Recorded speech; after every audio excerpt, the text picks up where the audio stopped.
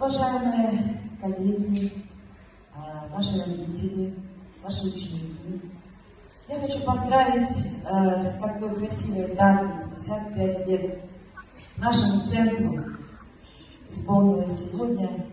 И хочу пожелать всем, самое главное, чтобы наши дети приносили нам только радость, и чтобы мы, наш педагогический коллектив, также воплощал все дальше и дальше, все лучшее, все замечательное, и сеял в умы наших детей самое прекрасное.